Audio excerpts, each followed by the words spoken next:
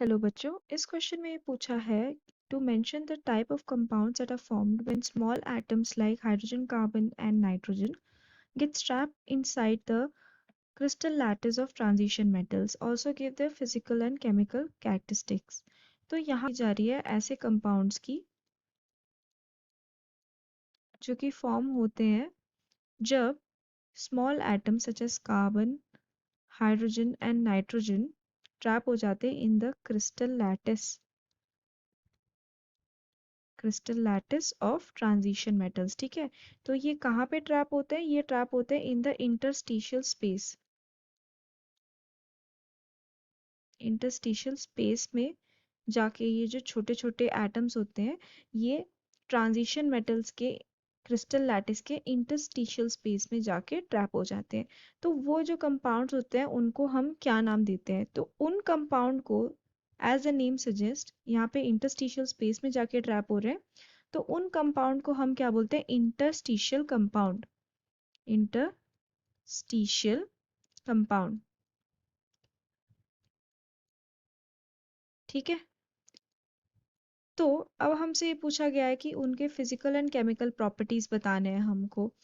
तो जब ये इंटरस्टिशियल कंपाउंड जाके ट्रैप हो जाते हैं तो नॉर्मली जो ट्रांजिशन एलिमेंट्स होते हैं, ट्रांजिशन मेटल्स होते हैं, वो तो नॉर्मल अपने कैरेक्टरिस्टिक शो करते ही हैं, लेकिन जब ऐसे छोटे मेटल एटम्स या छोटे एटम्स जो हैं वो जाके उनके इंटरस्टिशियल स्पेस में जाके ट्रैप हो जाते हैं तो क्या होता है कि जो इंटरस्टिशियल कंपाउंड फॉर्म होता है वो काफी हार्ड एंड लस्चरस बन जाता है। हार्ड एंड लस्चरस यानी कि शाइनी होगा वो काफी, और साथ ही उसका जो मेल्टिंग पॉइंट है एंड बॉइलिंग पॉइंट वो भी इंक्रीज हो जाता है उस पर्टिकुलर कंपाउंड का। साथ में जो थर्मल कंडक्टिविटी होती है वो तो रिटेन्ड ही रहती है, क्योंकि हमें पता है ट्रांजिशन मेटल्स है, ट्रांजिशन मेटल्स यानी कि उनमें थर्मल और इलेक्ट्रिकल कंडक्टिविटी तो रहेगी। तो थर्मल एंड इलेक्ट्रिकल कंडक्टिविटी तो वो दिखाएंगे ही। ठीक है, तो यहाँ पे ये आ जाएगा कंडक्टिविटी।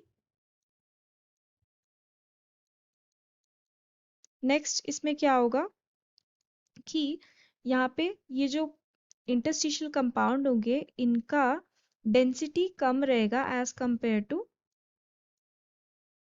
The parent metal.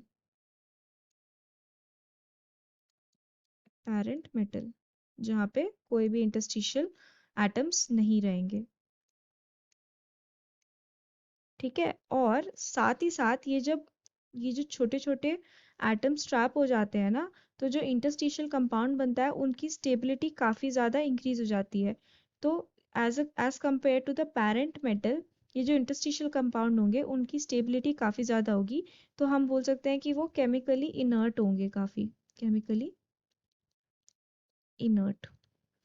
ठीक है, तो हम बेसिकली ये बोल सकते हैं ऑल इन ऑल कि जो नॉर्मल ट्रांजिशन मेटल्स होते हैं उनके कंपैरिजन में इंटरस्टिशियल कंपाउंड जो होते हैं जो कि फॉर्म होते हैं by the entrapment of hydrogen, carbon and nitrogen, ऐसे छोटे छोटे एटम्स के ट्रैप होने के कारण जो बनता है interstitial compound, that is more better as compare to the transition metal और parent transition metal. So I hope you have understood. Thank you.